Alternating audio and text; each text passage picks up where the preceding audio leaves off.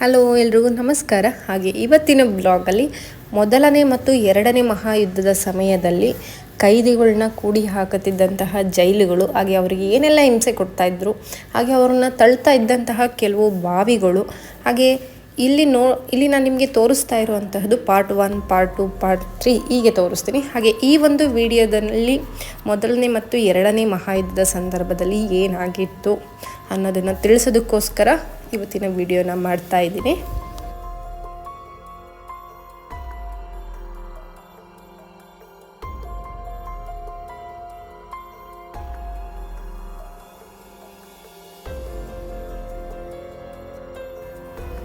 ಹಾಗೆ ನೀವಿಲ್ಲಿ ನೋಡ್ತಾ ಇರ್ಬೋದು, ಇಲ್ಲಿ ಏನು ಸುತ್ತ ಕಾಂಪೌಂಡ್ ಇದೆ, ಇದೆಲ್ಲ ಕೂಡ ಬ್ರಿಟಿಷ್ ಕಾಲದಲ್ಲಿ ಕಟ್ಟಿದಂತಹ ಕೋಟೆ ಇನ್ನೂ ಜೀವಂತವಾಗಿ ಉಳಿದಿದೆ ಅಂತ ಹೇಳಬಹುದು.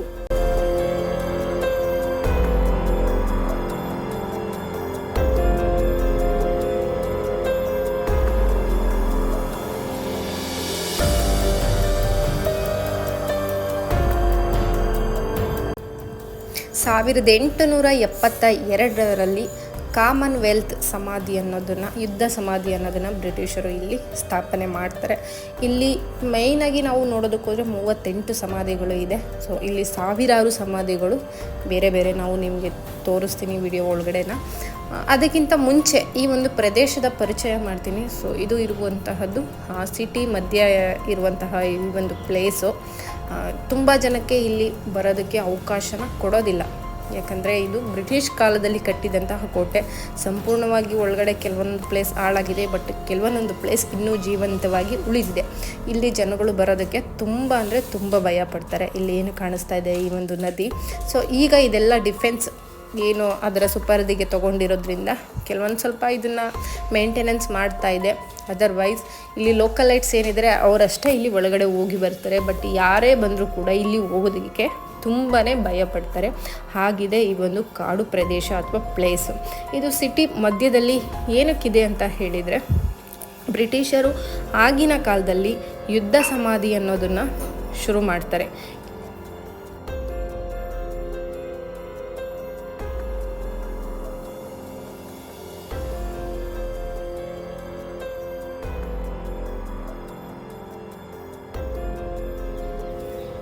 ಅಂದರೆ ಇಲ್ಲಿ ಮೊದಲನೇ ಮತ್ತು ಎರಡನೇ ಮಹಾಯುದ್ಧದ ಸಮಯದಲ್ಲಿ ಬ್ರಿಟಿಷ್ ಸಾಮ್ರಾಜ್ಯದ ಸಶಸ್ತ್ರ ಪಡೆಗಳಲ್ಲಿ ಪ್ರಾಣನ ಯಾರು ಕಳ್ಕೊಂಡಿರ್ತಾರೆ ಅವರಿಗೆ ಪುರುಷ ಮತ್ತು ಮಹಿಳೆ ಇಬ್ಬರಿಗೂ ಕೂಡ ಈ ಒಂದು ಸ್ಥಳದಲ್ಲಿ ಸಮಾಧಿಗಳನ್ನ ಮಾಡಿರ್ತಾರೆ. ಇಲ್ಲಿ ನಾವು 2 ತಿಂಗಳ ಮಗುವಿನಿಂದ ಹಿಡಿದು 2 ದಿನದ ಮಗುವಿನವರೆಗೂ ಹಾಗೂ ಹೆಚ್ಚು ಕಮ್ಮಿ ಒಂದು 50ರಿಂದ 60 ವರ್ಷದವರೆಗೂ ಎಲ್ಲರ ಸಮಾಧಿ ಕೂಡ ಇಲ್ಲಿ ಇದೆ.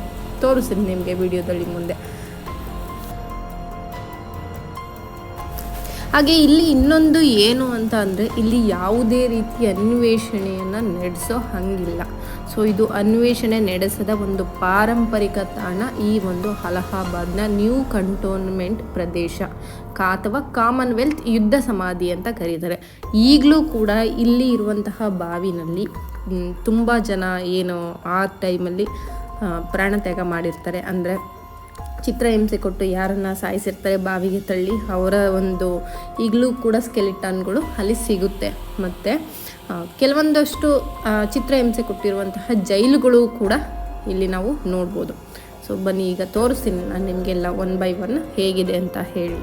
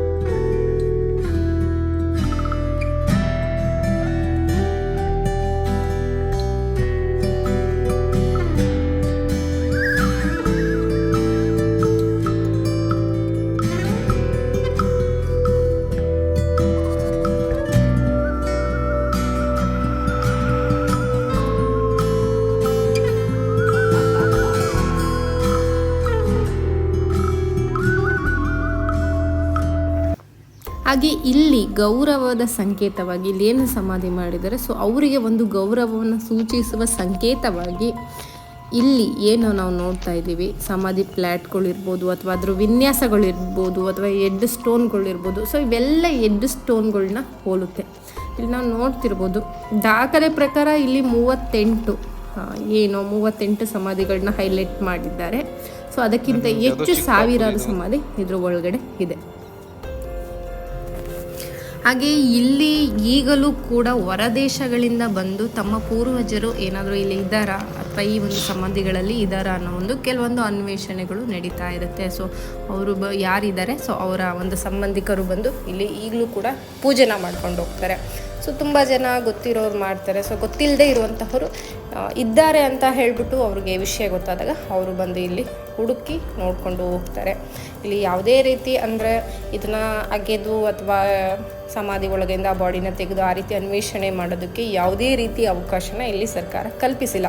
ಹಾಗೆ ಬಾವಿನಲ್ಲಿರುವಂತಹ ಸ್ಕೆಲಿಟಾನ್ಗಳನ್ನು ಕೂಡ ತೆಗೆಯುವಂತಹ ಇಲ್ಲಿ ಯಾವುದೇ ಕೆಲಸ ಮಾಡೋ ಹಾಗಿಲ್ಲ. ಬಂದು ಬರೀ ಸಮಾಧಿಗಳನ್ನ ನೋಡ್ಬೋದು, ಪೂಜೆ ಮಾಡ್ಬೋದು, ಇದಕ್ಕೆ ಮಾತ್ರ ಇಲ್ಲಿ ಅವಕಾಶ ಇದೆ. ಹಾಗೆ ಇಲ್ಲಿ ನೋಡ್ತಾ ಇರೋದು ಇದು ಕೂಡ 2 ತಿಂಗಳ ಮಗುವಿನ ಸಮಾಧಿ.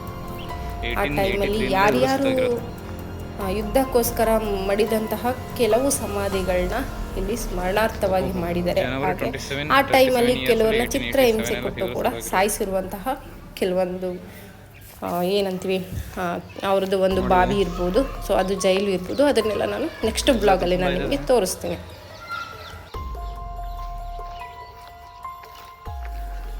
ಹಾಗೆ ಇನ್ನೊಂದು ಏನಪ್ಪ ಅಂದ್ರೆ ವಿಕ್ಟೋರಿಯಾ ರಾಣಿ ಸಮಾಧಿ ಕೂಡ ಇದೇ ಪ್ರಯಾಗ್ರಾಜ್ನಲ್ಲಿದೆ. ಅದನ್ನು ನಾನು ನೆಕ್ಸ್ಟ್ ಬ್ಲಾಗಲ್ಲಿ ತೋರಿಸ್ತೀನಿ.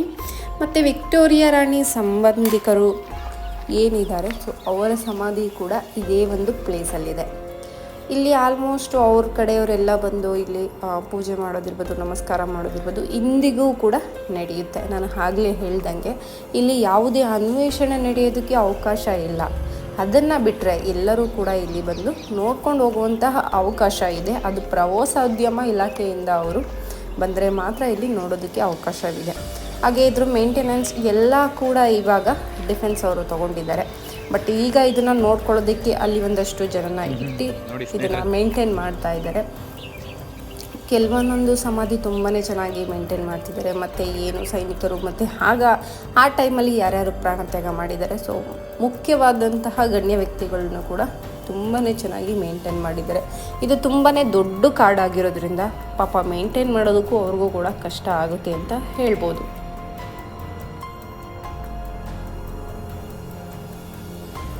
ಹಾಗೆ ಪ್ರತಿಯೊಂದು ಸಮಾಧಿಗೂ ಕೂಡ ಅವರದೇ ಆಗಿರುವಂತಹ ಕೆಲವೊಂದೊಂದು ಚಿಹ್ನೆಗಳನ್ನ ಇಟ್ಟು ಇಲ್ಲಿ ಸಮಾಧಿಗಳನ್ನ ಕಟ್ಟಿದ್ದಾರೆ. ನಾನು ಹೇಳ್ದಂಗೆ ಚಿಕ್ಕ ಮಕ್ಕಳ ಸಮಾಧಿಗೆ ಒಂಥರ ಇದೆ, ಮತ್ತು ಸ್ವಲ್ಪ ದೊಡ್ಡವ್ರಿಗೆ ಒಂಥರ ಸಮಾಧಿ ಇದೆ, ಮತ್ತು ಲೇಡೀಸ್ಗೆ ಒಂಥರ ಸಮಾಧಿಗಳನ್ನ ಕಟ್ಟಿದ್ದಾರೆ, ಜೆಂಟ್ಸ್ಗೆ ಒಂಥರ ಸಮಾಧಿಗಳನ್ನ ಇಲ್ಲಿ ಕಟ್ಟಿದ್ದಾರೆ. ಅವರವರ ಏನು ಫ್ಯಾಮಿಲಿಗಳು ಇತ್ತೀಚೆಗೆ ಬಂದು ಅವರವರ ಫ್ಯಾಮಿಲಿಗಳಿಗೆ ಪೂಜೆ ಮಾಡೋ ಒಂದು ಅನುಕೂಲಕ್ಕಾಗಿ ಸುಮಾರು ಸಾವಿರಾರು ಸಮಾಧಿಗಳಿರುವ ಈ ಜಾಗದಲ್ಲಿ ಕೆಲವೊಂದೊಂದು ವಿಭಿನ್ನವಾಗಿ ಕಟ್ಟಿದ್ದಾರೆ ಅಂತ ಹೇಳ್ಬೋದು.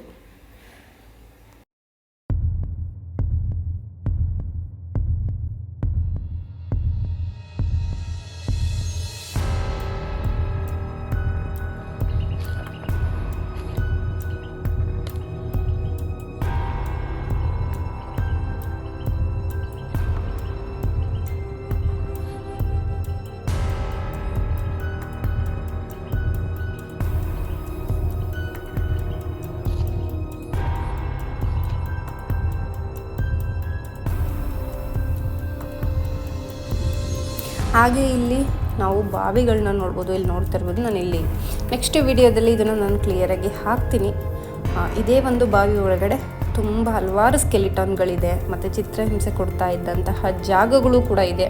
ಅದನ್ನು ನಾನು ನೆಕ್ಸ್ಟ್ ವಿಡಿಯೋದಲ್ಲಿ ನಿಮಗೆ ಹಾಕ್ತೀನಿ. ಈಗಲೂ ಕೂಡ ರಾತ್ರಿ ಹೊತ್ತು ಅದರಿಂದ ಶಬ್ದಗಳು ಕೇಳಿ ಬರುತ್ತೆ, ಹಾಗೆ ಹೀಗೆ ಅಂತ ಹೇಳಿ ಊಹಾಪೋಹಗಳಿದೆ. ಮತ್ತು ರಾತ್ರಿ ಹೊತ್ತು ಇಲ್ಲಿ ಜನಗಳು ತಿರುಗಾಡೋದಕ್ಕೆ ಭಯ ಪಡ್ತಾರೆ. ಹಾಗೆ ಈ ಒಂದು ಫಾರೆಸ್ಟ್ಗೆ ಯಾರೂ ಕೂಡ ಹೋಗೋದಿಲ್ಲ. ಈಗಲೂ ಈ ಒಂದು ಫಾರೆಸ್ಟಲ್ಲಿ ಹಲವಾರು ರಾತ್ರಿಯ ಶಬ್ದಗಳನ್ನ ಕೇಳಿಸ್ಕೋಬಹುದು. ಅಂದರೆ ತುಂಬ ಜನ ಇಲ್ಲಿ ವಾಸ ಮಾಡುವಂಥ ಅಕ್ಕಪಕ್ಕದವರು ತುಂಬಾ ಹೇಳುವಂತಹದ್ದು, ಇಲ್ಲಿ ತುಂಬ ಸಾವು ನೋವು ಆಗಿರುವ ಕಾರಣ ಇಲ್ಲಿಂದ ತುಂಬಾ ಅನೇಕ ರೀತಿಯ ಶಬ್ದಗಳು ಬರುತ್ತೆ. ಬಟ್ ಆದರೆ ಇಲ್ಲಿ ಯಾವುದೇ ರೀತಿಯ ಅನ್ವೇಷಣೆ ನಡೆಸೋದಕ್ಕೆ ಅವಕಾಶನ ಕೊಟ್ಟಿಲ್ಲ.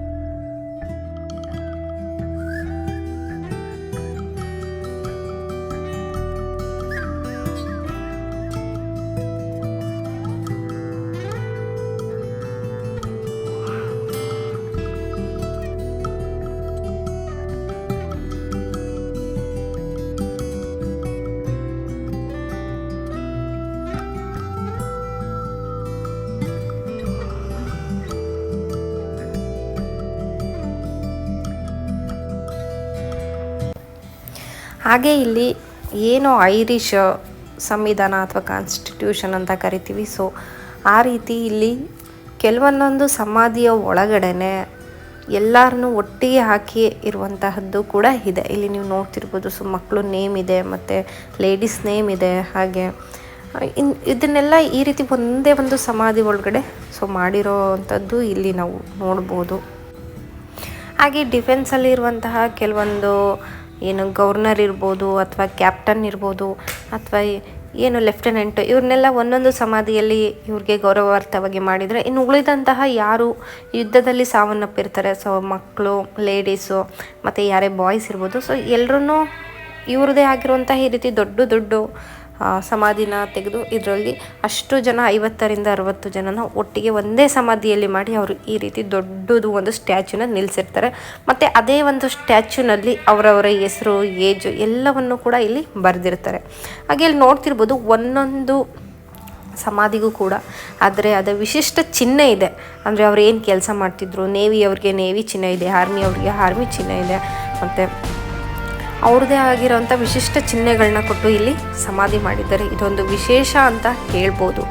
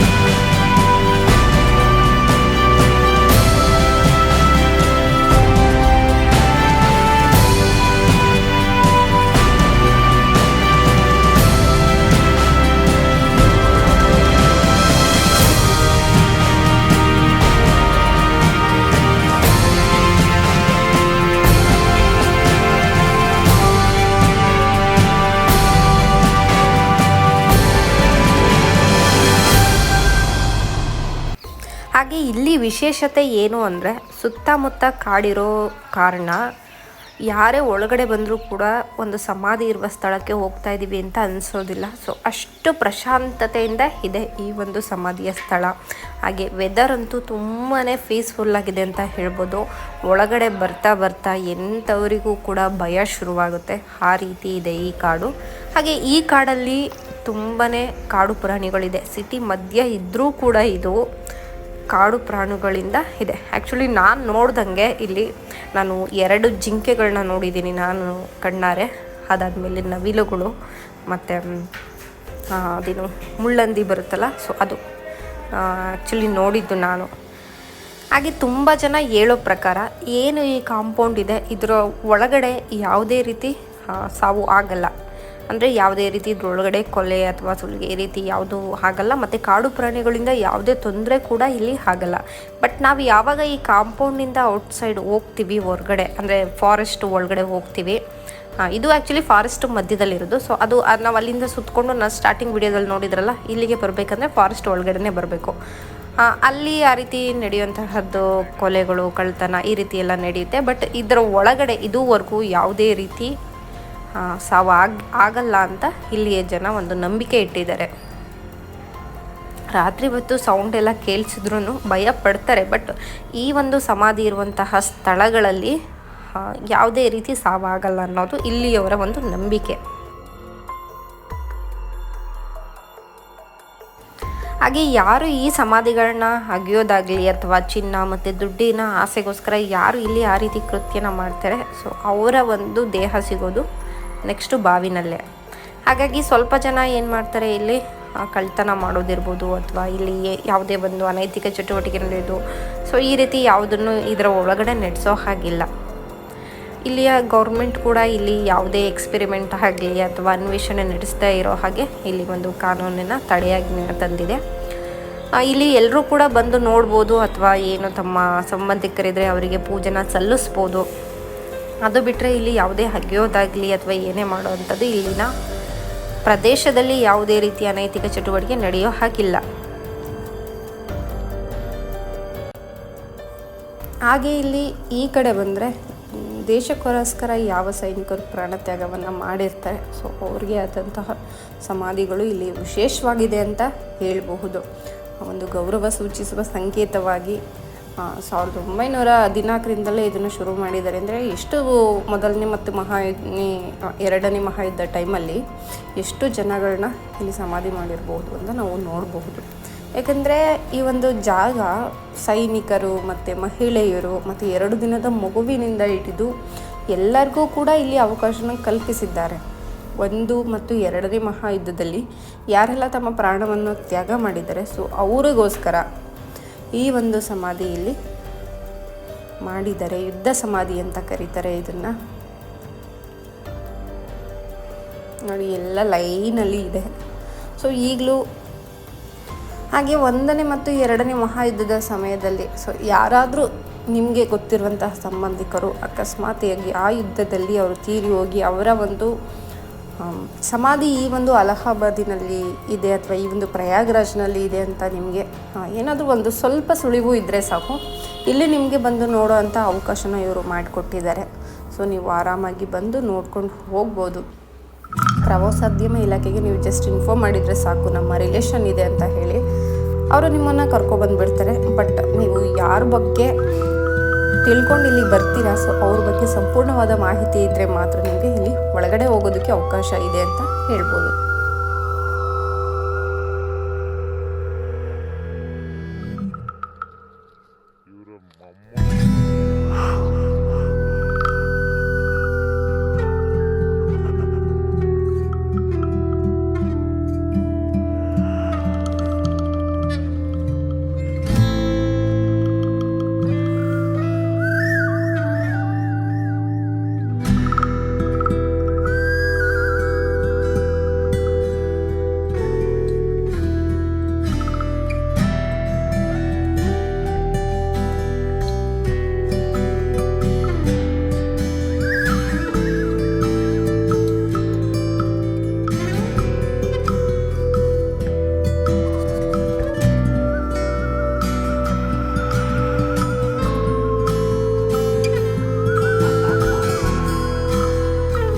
ಹಾಗೆ ಇವತ್ತಿನ ವಿಡಿಯೋನ ಇಲ್ಲಿಗೆ ಮುಗಿಸ್ತಾ ಇದ್ದೀನಿ. ಮುಂದಿನ ವಿಡಿಯೋದಲ್ಲಿ ಮತ್ತೆ ಸಿಗ್ತೀನಿ. ಯಾರೆಲ್ಲ ಚಾನಲ್ನ ಸಬ್ಸ್ಕ್ರೈಬ್ ಮಾಡಿಲ್ಲ ಸಬ್ಸ್ಕ್ರೈಬ್ ಮಾಡ್ಕೊಂಡು ವಿಡಿಯೋ ನೋಡಿ. ನೀವು ಸಬ್ಸ್ಕ್ರೈಬ್ ಮಾಡೋದ್ರಿಂದ ನೆಕ್ಸ್ಟು ಹಾಕುವಂತಹ ಮೊದಲನೇ ವಿಡಿಯೋ ನೋಟಿಫಿಕೇಷನ್ ನಿಮಗೆ ಬರುತ್ತೆ. ಸೊ ಹಾಗಾಗಿ ಸಬ್ಸ್ಕ್ರೈಬ್ ಮಾಡ್ಕೊಂಡು ವಿಡಿಯೋ ನೋಡಿ. ಯಾರೆಲ್ಲ ವಿಡಿಯೋ ನೋಡಿದ್ರೆ ಸೊ ಎಲ್ರಿಗೂ ಕೂಡ ಥ್ಯಾಂಕ್ ಯು ಸೋ ಮಚ್.